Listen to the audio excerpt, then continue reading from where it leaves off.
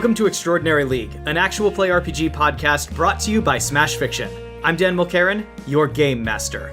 Playing Stitch is Kit Mulcairn. Okay, but how crazy would it have been if Stitch's persona was Godzilla? Dan, can we retcon real quick? Playing Dante is Liz Logan. I think that would be a nuclear disaster. Playing Nico Minoru is Miles Schneiderman. Yeah, unfortunately, there will be no clever opening stinger on this episode from Nico due to protest. Playing Luna Lovegood is Megan Bob. I don't want to count our Thestrals before they've fledged, but just out of curiosity, do all of you think Godzilla would mind wearing maroon paisley? I don't think that strongly enough that you shouldn't start sewing now. Okay. Playing Mordin Solus is Claire Mulcairn. Nico said this won't end well, let's grow that needle with a spell. I said it still won't pierce his hide, I should go inside.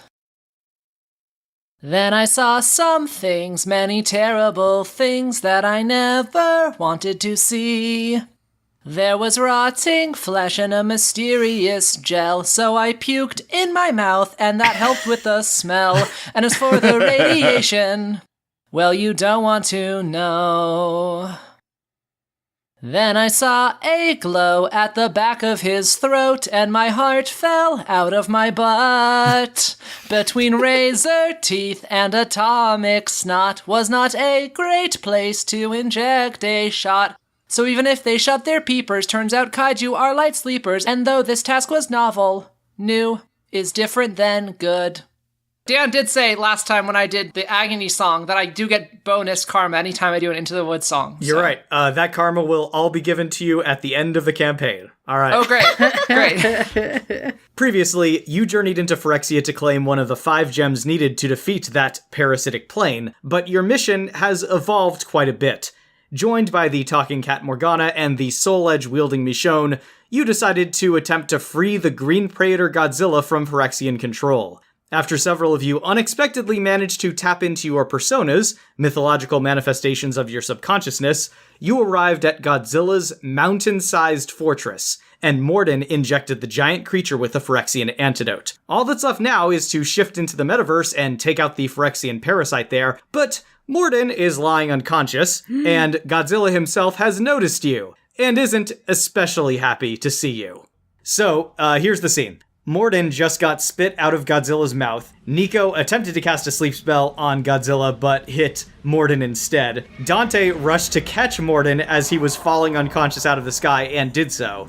Nico, I'm guessing, is hovering in the air. Dante and Mordin are currently at the feet of Godzilla. I will leave it up to you guys as to where Morgana, Michonne, Luna, and Stitch are. But you're all in this very large chamber that Godzilla was resting in. Although, to be clear, he is no longer resting. At the moment, he has stood to his full height of much, much too tall than is reasonable. His head has disappeared into the shadows near the roof, so you can't actually see any of his facial features. But then a few seconds later, you see this glowing white, blue, jagged-edged smile open up somewhere glowing from the shadows above, as he is apparently gearing up for some of that atomic breath that you remember so well. Okay, Luna runs over and casts Renervate on Mordin. Green! Mordin, you are restored to consciousness again. Mordin's going to sit up, and he's underneath his breath. It sounds like he's muttering the words to the song from Little Shop of Horrors of the Son Be a Dentist. Okay, Morgana, we need to go into the metaverse probably right now. I'm on it. With that, there's these dark ripples that seem to spread across your vision, and as you shift from the physical world into the metaverse, you see your surroundings change as well. What was a huge fortress made out of stone and metal, shot through with metallic roots and branches, has been replaced now by a towering white and red striped tent, with its roof coming to a single point hundreds of feet above your heads. The room that you are in has become lined with many rows of wooden benches stretching up in tiers away from a huge empty circular area in the middle of the room. Godzilla, or the metaverse version of Godzilla rather, is standing in the center of this ring, He is tethered to the ground by means of a massive chain, with each link the size of a sedan that leads up to a metal collar around his neck. Godzilla himself has also changed too now that you're in the metaverse. He's still unmistakably the same creature that he was before, but now he's wearing a ruffled collar, a pointy hat topped with a pom-pom, and white and red clown makeup. These traits on his monstrous form are less comical than they are bizarre and genuinely sad. He's a chained circus animal. It's pretty sad. Morgana, is this how the Phyrexians see him, or is this how he sees himself? Morgana looks up at you gravely and says, both. And up there, wrapped partly around Godzilla's neck and cradling his head, is the Phyrexian parasite. It looks very similar to the parasite that you saw on the side of Azula's head, so it's a creature something between a snake, a leech, and a spider. But the parasite on Azula's head was the size of a house cat, whereas the parasite on Godzilla is closer to the size of a semi-truck. Let's roll initiative. 5, 9. 4. 9. 8. Morgana. 3.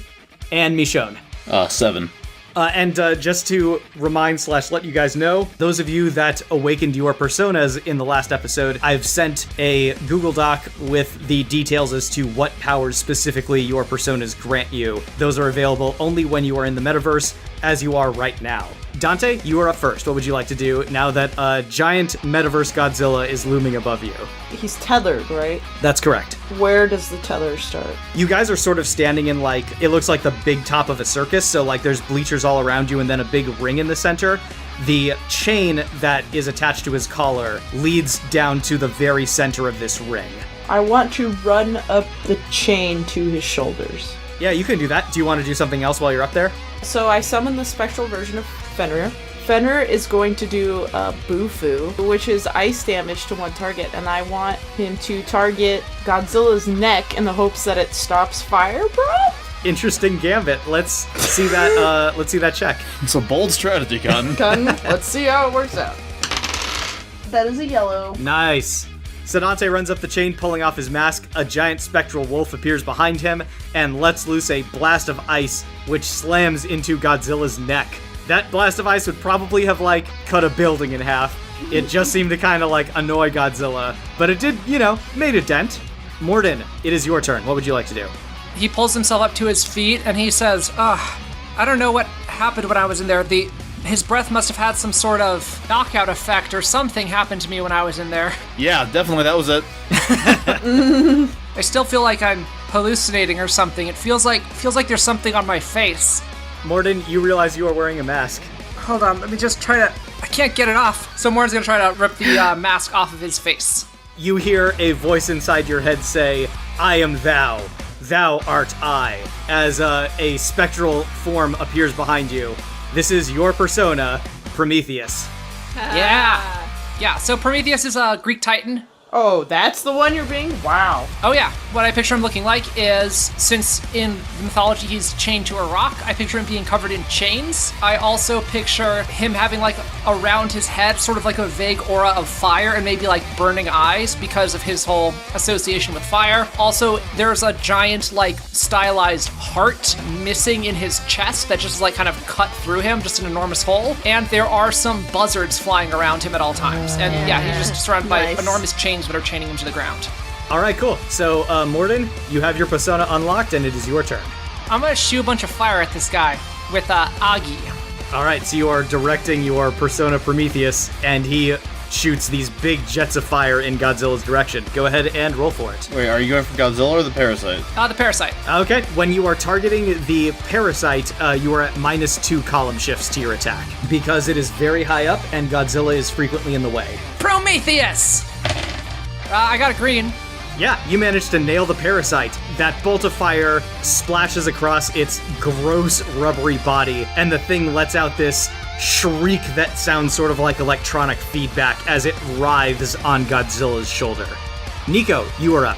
Alright, well, I will be flying up to Parasite level, removing my mask on the way up, becoming Hecate.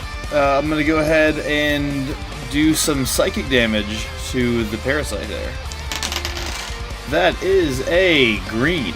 So Hecate's telekinetic blast ripples out from her and slams into the parasite, which again begins to writhe and scream as part of its hide bursts under the impact. It is Michonne's turn.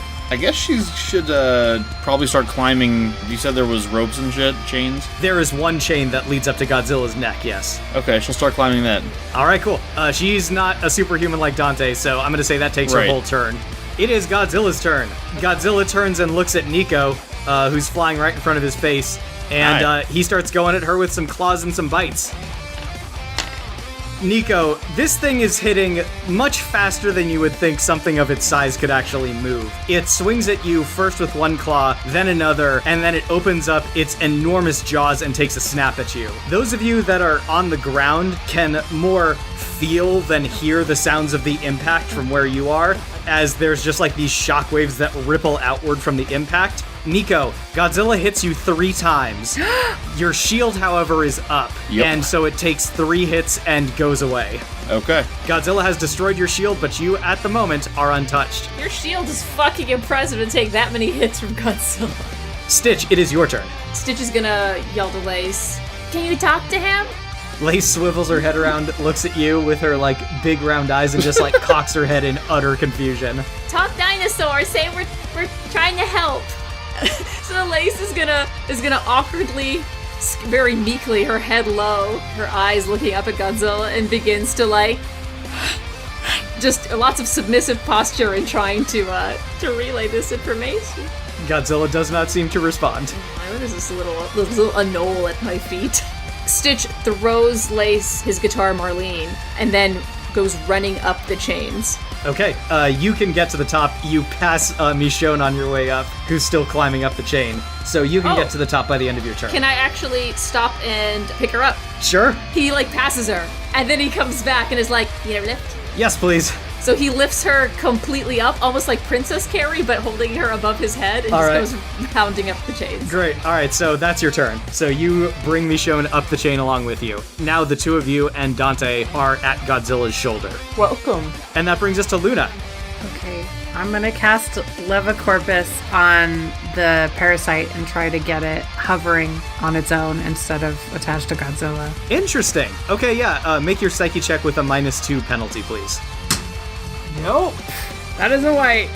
I'll say that you accidentally hit Godzilla, and he lifts like half an inch off the ground, very awkwardly.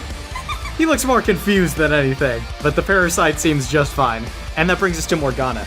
Morgana's legs turn into a little swirling cloud as he runs up the chains as well, joining the fight. Okay, that takes his whole turn to do. And that brings us back to the top with Dante. You are on top of Godzilla's shoulder. How is the parasite attached to Godzilla? Its lower body turns into like this long coiling tail, which is currently wrapped around Godzilla's neck. And then it also has these 6 very long and spindly arms, which it's sort of like wrapped around Godzilla's head. Well, is there a mouth? Like, is something in his brain? Yes, it has a head sort of like a leech, which it has plunged into the side of Godzilla's head. I'm gonna freeze the parasite. Unleashing another ice attack with Fenrir. Go ahead and roll. It's a green.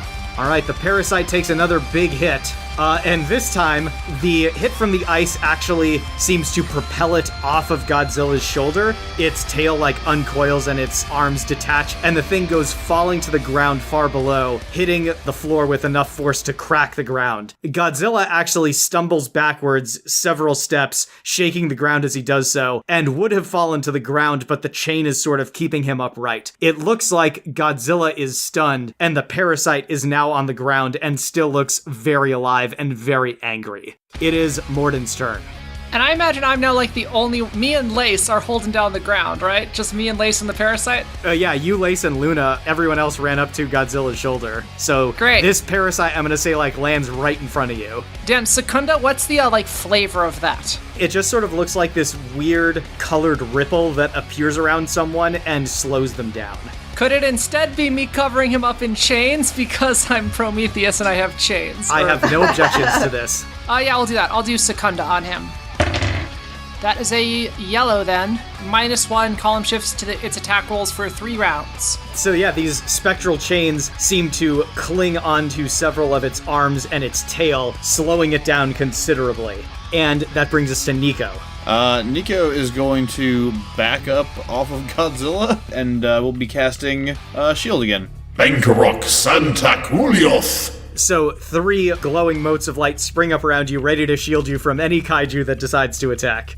That brings us to Michonne, who is clinging on for dear life as Godzilla stumbles around. However, as she does so, she happens to reach up and touch a mask that she's suddenly wearing. What the fuck? Oh, jeez. Alright, well, yeah, she's like, fuck this, and takes the mask off. Michonne hears a voice in her head say, I am thou art I, as her persona manifests behind her, and her persona is Cerberus. Alright, yeah, I think that Michonne is gonna fucking jump off of Godzilla onto the parasite, sword held downward.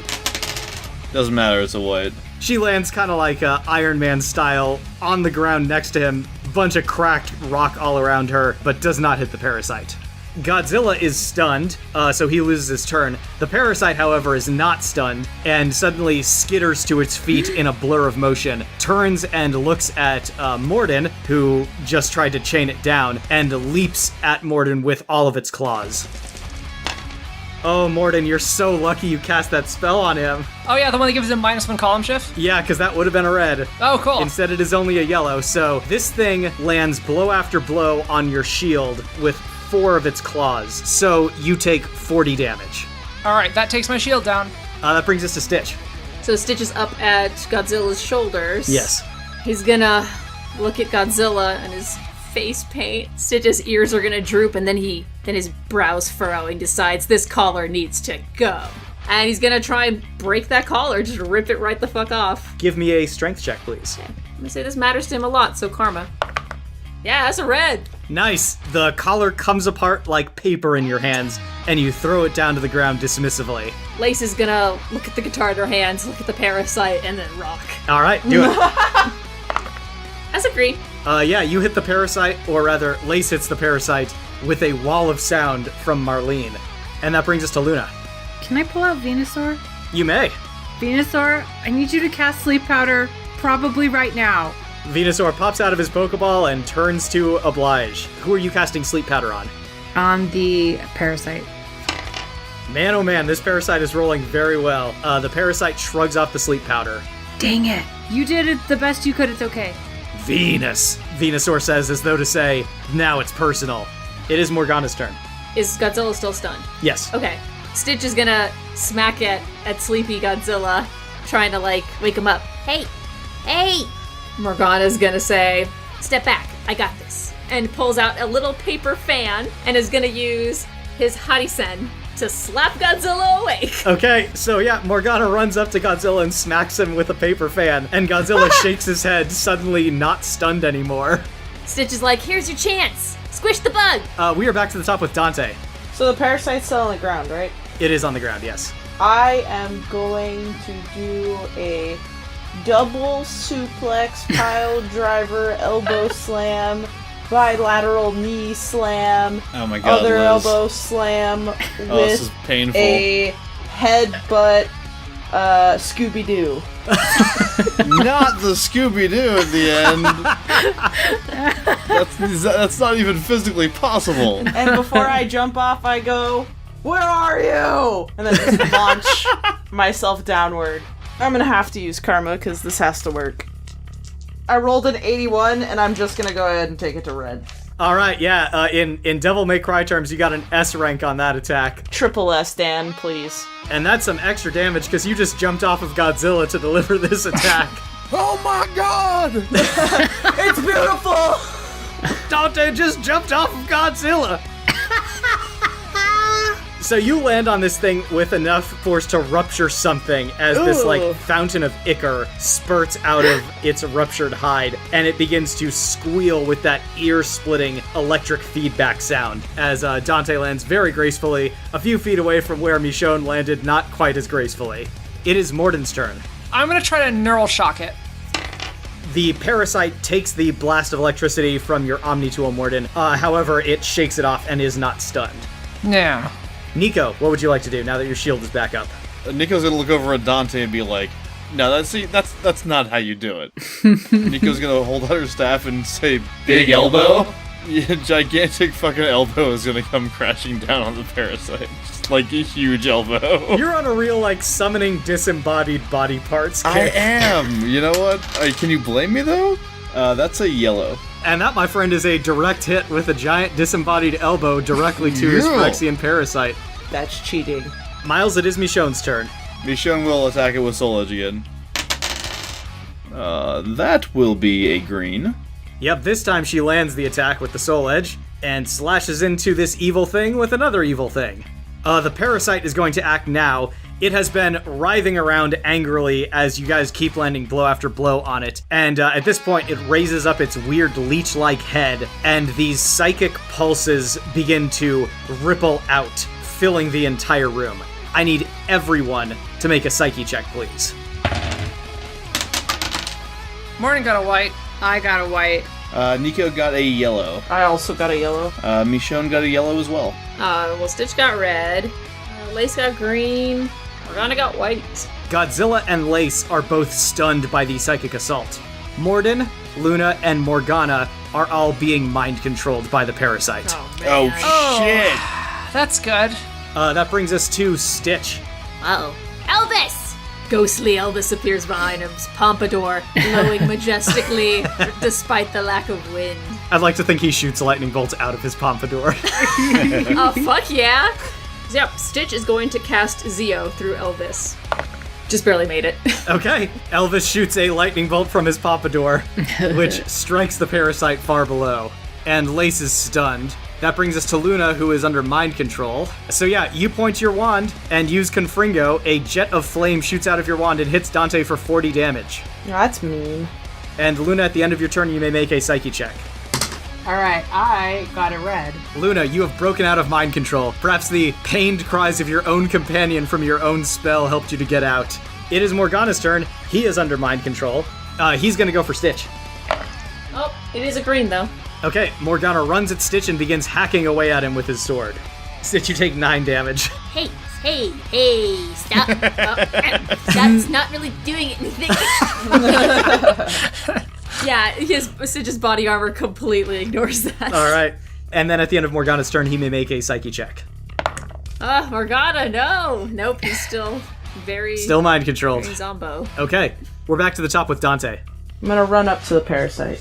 And its mouth is gonna be open because parasites just have their mouth opens in my mind. And I'm going to reach behind my back and hope that I still have my guns. I haven't seen them in a while. Wow. But I'm assuming they're there.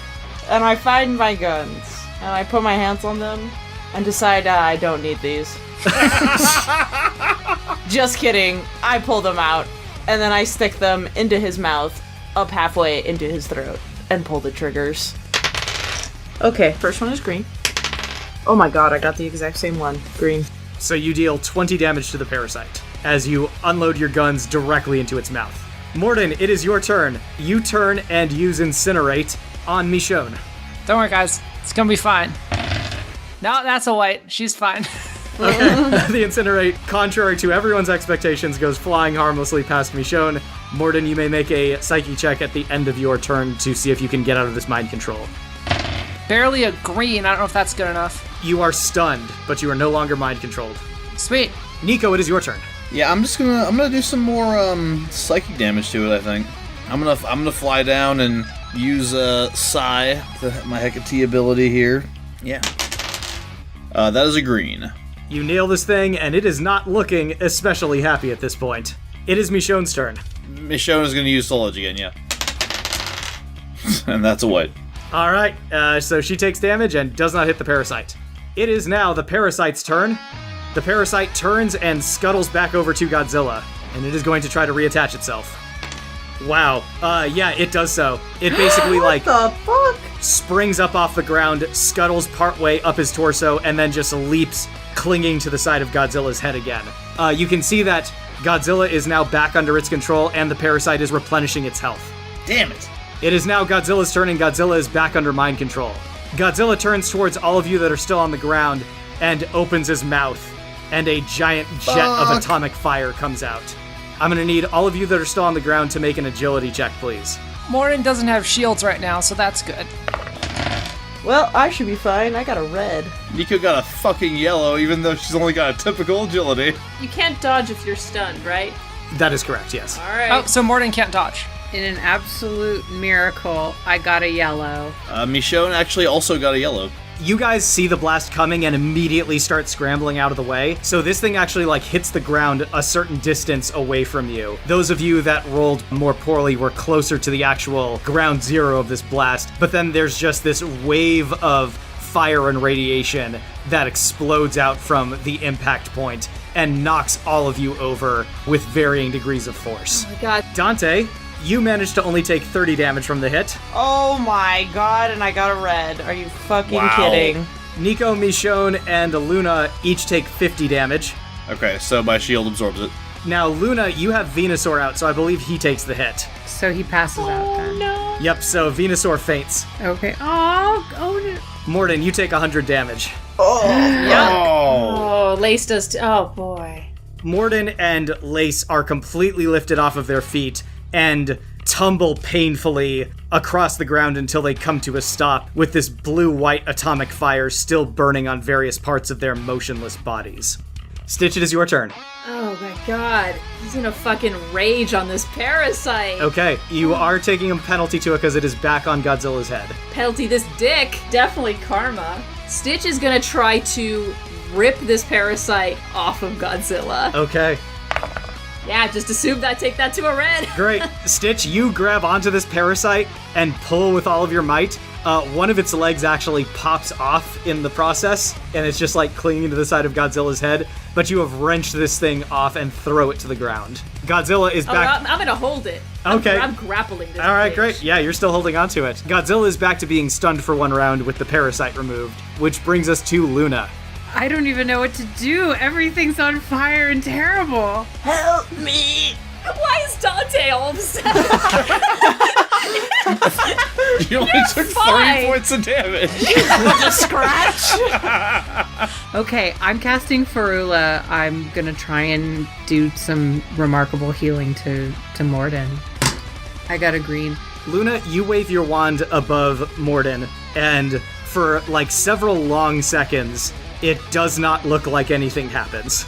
There are like extensive burns all over his body, and then very abruptly his body convulses as he begins to cough, and you can see speckles of blood are hitting the ground all around him, and seems unable to completely sit up.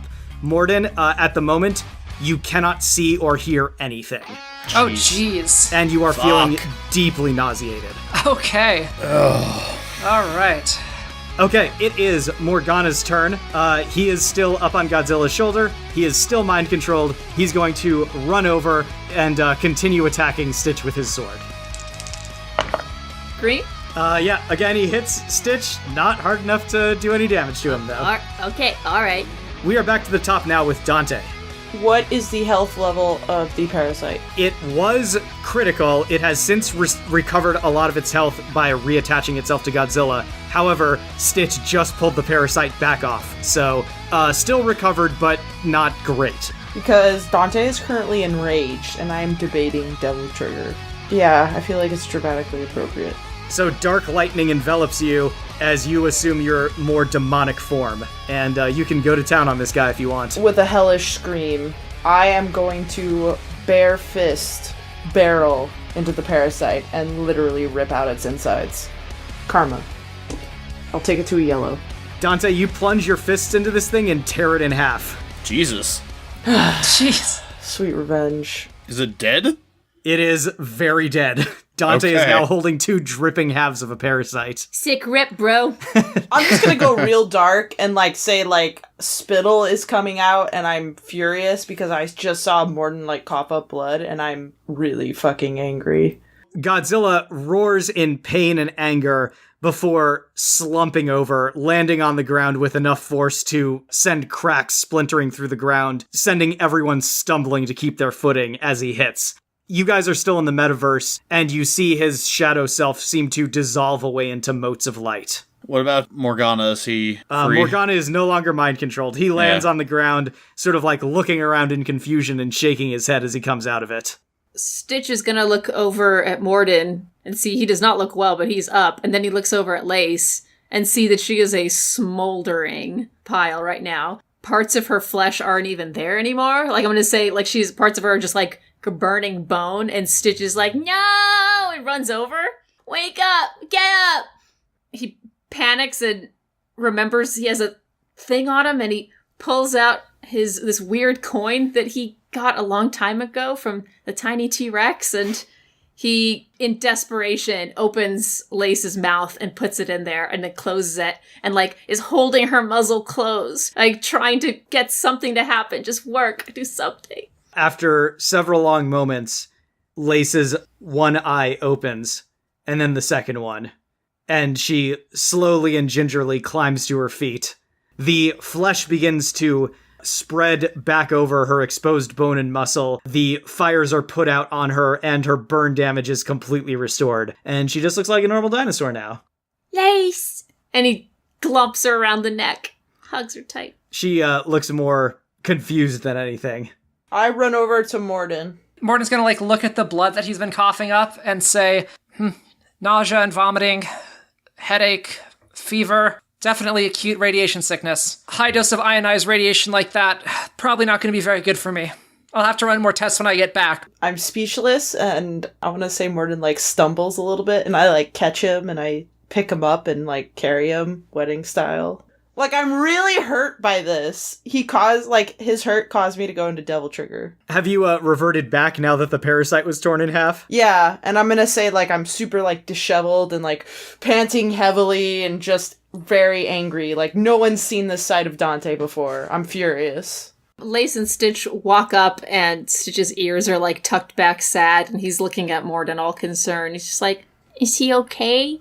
I'll be okay for now. We should get out of here, though. The area's very irradiated. We should also just get back to the real world. Morgana walks up, rubbing the back of his head. You guys have seen him look embarrassed before, like when he misses an attack or, he kind of like screws up when he was trying to look cool. This time he looks like he is almost beside himself with shame as he's sort of putting together what he was manipulated into doing a couple of minutes ago. His usual sort of swashbuckling vigor seems to have completely drained out of him as he just walks up to all of you and wordlessly begins to transition you all back into the real world. Luna holds his hand. You all see the world shift back around you from the circus tent back into this gigantic cavern. Godzilla is back where you left him, sort of slumped over against the wall on the ground. He's panting heavily as though he's in a deep amount of pain right now, but you see that his eyes are calm and sharp, and he regards all of you wordlessly as you appear before him. What do you do? I'm going to try and cast Legilimens. Nope. That's a white. Yeah, what you find, Luna, is that Godzilla's thoughts are almost too large for you to hold in your head. It would be like, to use language that you're familiar with, it's like trying to hug all of him at once. You're just not big enough to do it. Okay, then I'll just pat him. You were really brave. Godzilla looks down at you wordlessly, breathing in and out slowly. Stitch walks up beside Luna and is looking up, way, way up at Godzilla, and is like, We can take you to a better place. Godzilla responds with a deep roar that you feel more than hear, like a really loud bass note. Bedside manner was never my specialty. I trust the rest of you to handle the diplomacy here. Do you need me to magic you a little bit? Is that going to work as well as your sleep spell? Hey, that was not the Godzilla and I we established. Shh, Mordin. Save your energy, sweet prince. he's not dead yet. Mordin's going to like look up and like pat Dante on top of his head and say, "You're very sweet, Dante. Don't ever change, except like maybe a little bit." I look over at Lace to see if Lace thinks that Godzilla's bass note was a yes bass note. She doesn't speak dinosaur. Well, she has some, I mean, Lace is a dinosaur. Godzilla's a dinosaur. They could maybe a little something. I mean, I'm a human, and so if I go to Vietnam, I'll be able to talk to the other humans. Hey, No, I mean, it's like the same language family. Like, all the kaiju in the Godzilla movies understand each other? Yeah, it's like whenever somebody speaks a Romance language and you can kind of figure out I don't think that's true. what Portuguese means because you know a little tiny bit of French. Lace gives Stitch a signal that, like a little nod, a little human nod. We don't have an instant translator. Yes, interestingly, because you guys were all fitted with Phyrexian translators. Thank you. This does not appear, Fuck. for whatever reason, like Godzilla's noises are not being translated. But Godzilla does slowly get to his feet and partly hunch over as though he's ready to move when all of you are. All right, it's a long trip back to the extraction point, so if you gotta go, now's the time. Everyone have snacks? Are we good? I say, snacks. Roll for it. Green. An assortment of tasty, healthy snacks appears. Healthy? Damn it. If I'd gotten a red, it would have been candy. It's fucking carrot sticks and bullshit. Apple slices. Morgana says, if we're heading to an extraction point, we'll have to do it in Phyrexia. I won't be able to bring Godzilla into the metaverse. He's just too big. Okay. Martin's gonna nod. Then what good are you for? Morgana hangs his head when you say that, Dante. Oh, I'm sorry, my friend is hurting. No, you're right. I need to be better, and I will be. And Dante needs to be more understanding and more measured in his responses. And I'm gonna pull myself out of his arms and get back to my feet. We also need to swing by and pick up the other team. do we know which direction we should be going? The nearest extraction point is some distance away. It will require you crossing through the Vicious Tangle and back into the more metropolitan area of Phyrexia. I believe we had a base that they were traveling to, right? We had the location of it. It was not the base we were at before, but they were moving to a different location. Is that correct? That is correct. Yeah, so that's where we're going? Cool. Godzilla, I hope you can understand. I think, for safety's sake, and possibly also for speed, would it be okay if we just sort of rode on you? You know, his expressions are difficult to read given that he's a dinosaur the size of a building. But you're pretty sure Godzilla smirks at you at that.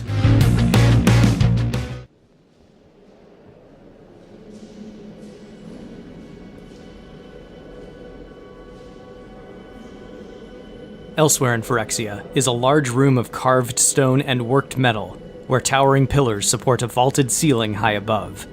The room is lit by white light streaming in at an angle from the numerous tall windows looking out over the ever-expanding world of Phyrexia.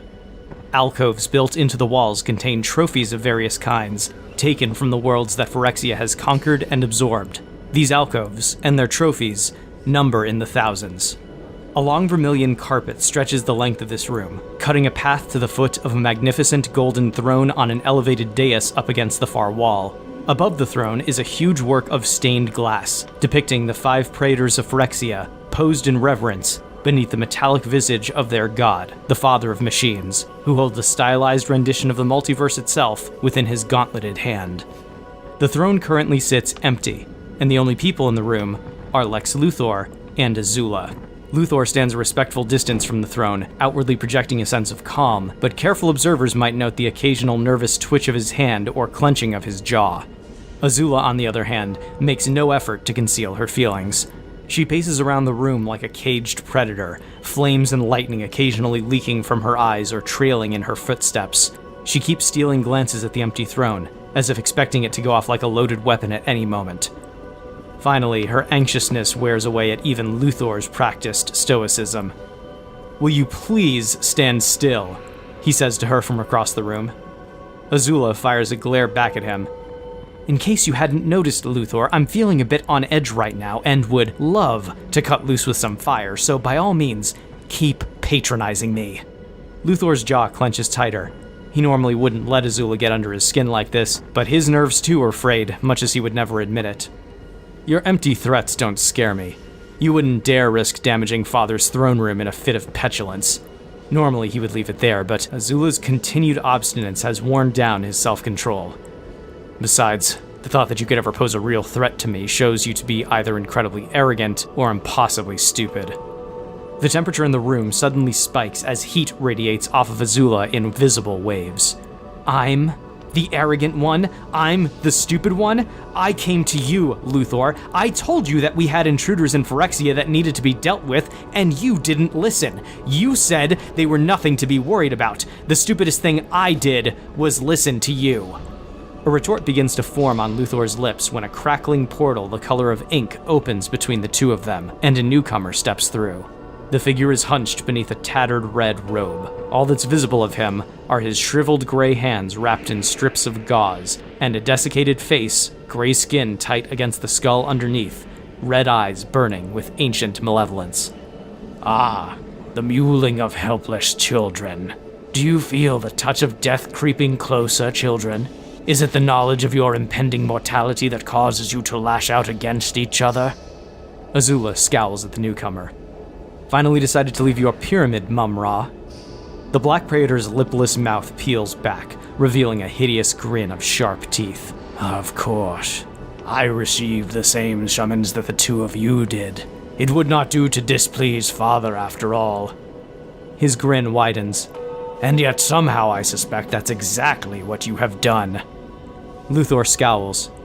Whatever this is, it's bigger than any one of us. Father wouldn't have summoned all of us otherwise. I doubt the White Praetor will be joining us. The White Praetor isn't even on Phyrexia at the moment, but where's the Green Praetor? Just then, the room seems to change. There's no real way of describing what occurs, but it's as though the laws of physics shifted a half step in one direction. Suddenly, the light in the room is coming down at a slightly different angle and has a different color. The air pressure and humidity have changed to a small but noticeable degree. Even gravity itself seems to be operating at a slightly greater level. The three Praetors gathered in the room immediately know what this shift means. All three turn and kneel before the throne, which has suddenly become occupied. The figure on the throne is dressed in concealing gray armor from head to toe. Over this armor, he wears a tunic and hooded cloak, both made of an exquisite gold material. His glowing eyes momentarily take in the three Praetors from beneath his metal mask before he steeples his fingers in front of him and speaks. Godzilla has been cut off from my presence. It would seem that interlopers have somehow reversed the Phyrexian completion process and returned him to his imperfect state. As he says this, a portion of the stained glass above the throne suddenly shatters into dust. The image depicted there now shows only 4 Praetors beneath the Father of Machines, with the Green Praetor having been cleanly removed. There's a sharp intake of breath as the 3 Praetors internalize this shocking revelation, but all 3 remain kneeling and otherwise silent. I will say this once, and once only. Godzilla does not leave this plane. He will remain on Phyrexia, alive if possible. If not, then to have his remains propped up and displayed as an example to others. Those who committed this most grievous sin of removing him from my light are to receive no quarter. Such is the fate of those who would court the wrath of doom.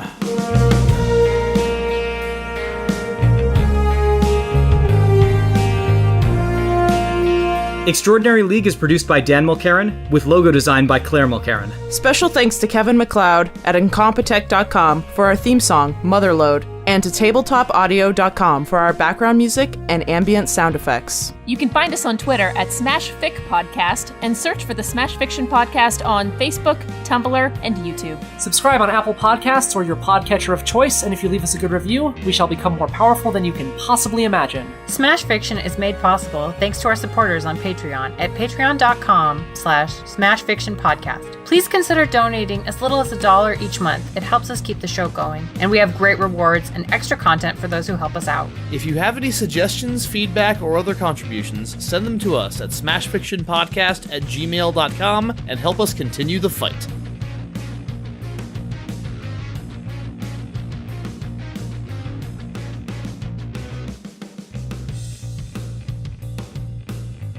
Prometheus from what? From Greek mythology. Oh, okay, cool. Yeah. So, From Prometheus I and picture Bob.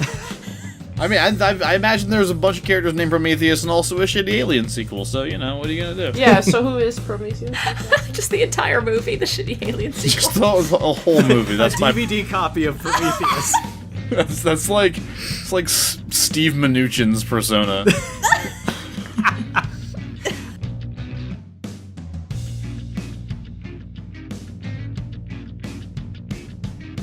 I should have invested in an animal sidekick and trained them how to play a magical instrument. The action advantage that Kit's gaining in this is That's pretty... RPGs 101, man. Yeah. We all have regrets.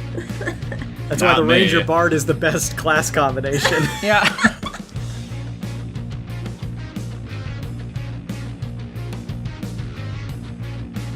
And hope that I still have my guns. I haven't seen them in a while, Wow. but I'm assuming they're there. It'd be and funny if they then- weren't. Dan's like, no, you dropped them a while ago. Back in Jurassic Park. He just pulls out a note that says, I owe you 2 guns, Archer.